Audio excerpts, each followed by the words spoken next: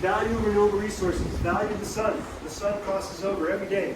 We should be catching as much energy of it as we can. Every morning when we wake up, it's there. We can generate electricity with it. Water, rainwater. You can catch your rainwater. You can do a lot of things with rainwater. Wind. Do you guys see any of the wind turbines that you've been here in Costa Rica? There's a bunch.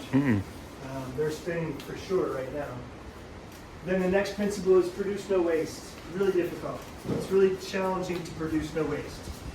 We do everything we can to reduce our waste. Has anybody here ever thrown something away? Okay, where's away? Somebody tell me. Where's away after it goes to the trash can? Where's away? A dump. Yeah. Or the ocean. Yeah, landfill. There's no away. There is some place where that trash winds up. Has anybody ever been to a landfill? Yeah? Seen one? What'd you think? Not a place for a picnic? Yeah. What's that? Yeah. Travis would be Yeah. So you buy a couple apples, you eat those with your friends, that plastic bag that you bought the apples in, that can go into a landfill, and depending on the climate, it can be there 500 years. Jeez. Just so you can have a couple apples. The first part of reducing your waste is being aware of your consumption. Do I really need this? Can it be repurposed? Does it have a guarantee? Can I resell it? Those are the questions we ask ourselves before we buy something. Is it an HDPE, a plastic that's more likely to get into the recycle train? That's part of the reducing waste is being aware of your consumption. Has anybody ever here met Jeff Bezos? Yeah? Yes. You've met Jeff Bezos? Yeah, you have. Okay. Okay. So Amazon, right?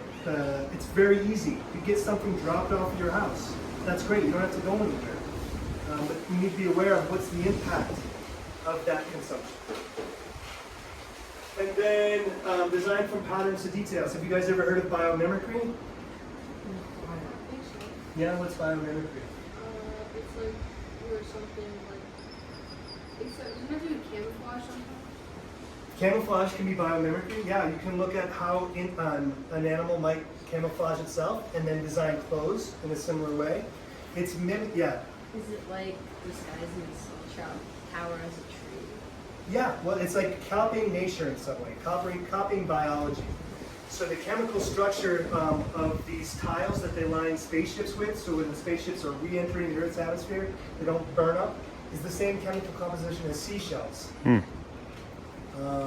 So the patterns that exist in nature can tell us something about how we might be able to design something in a sustainable way.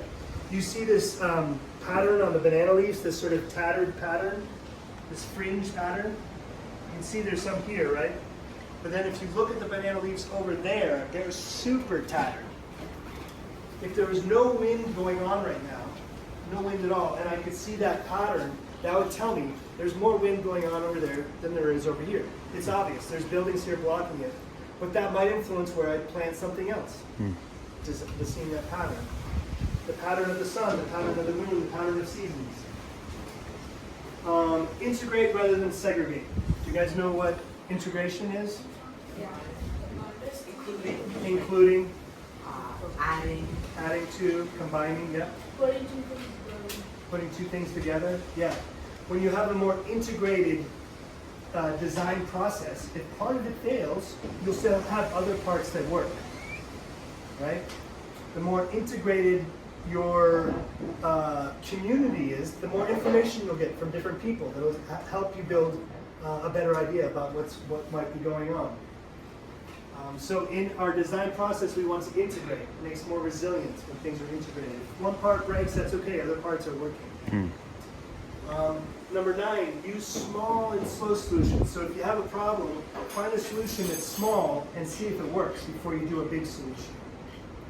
When I figured out I could grow a couple of different kinds of vegetables here, I got really excited. I put a bunch of them in, and just when they were ready to harvest, the leafcutter ants came and took it all.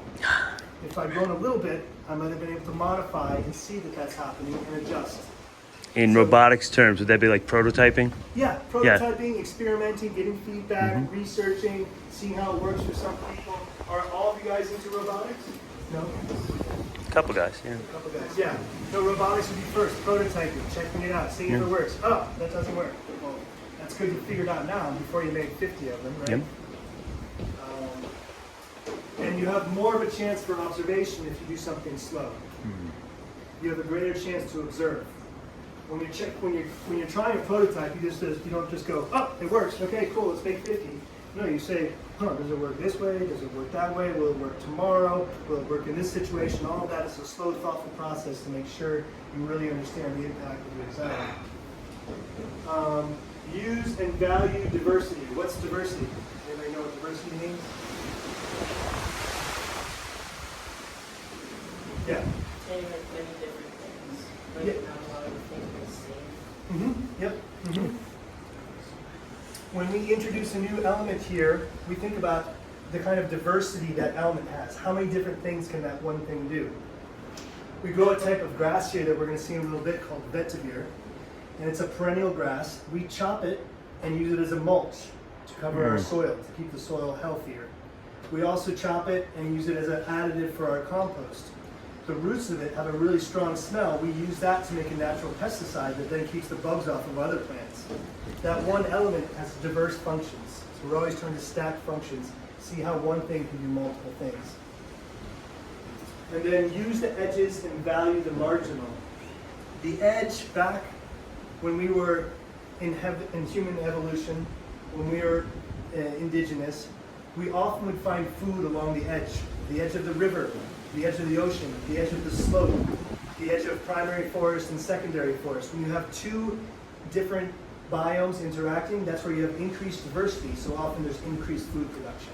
So that's where we used to harvest, is along the edge. So if you can increase the edge in your design, you'll increase the diversity.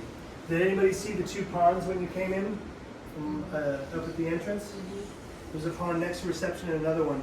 When we made that little stream that goes between the two ponds, it would have been easy to just do a straight line. Has anybody ever seen a river that goes completely straight?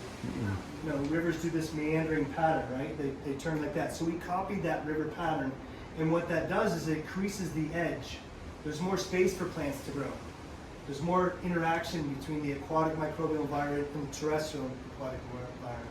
There's more spaces for people to go catch frogs and hang out. That's just by increasing the edge, increases the diversity. That's another part of this design process. And then the last one, creatively use and respond to change. Can anybody tell me what two words are part of the word responsible? Ability and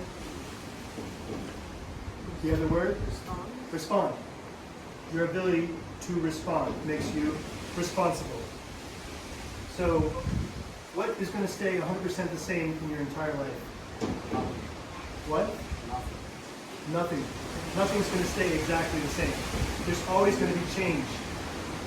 And part of what makes you responsible is your ability to respond to that change. And you guys are a bunch of young dudes. It seems like you're pretty smart. Good job, teachers. So hopefully, as you grow older, your ability to respond to change is going to make your life livable, fun, adaptable, and hopefully sustainable, so that if you do choose to have kids, the world that you're going to be bringing them into, they'll also have the ability to respond. And permaculture offers a design process so that we can respond.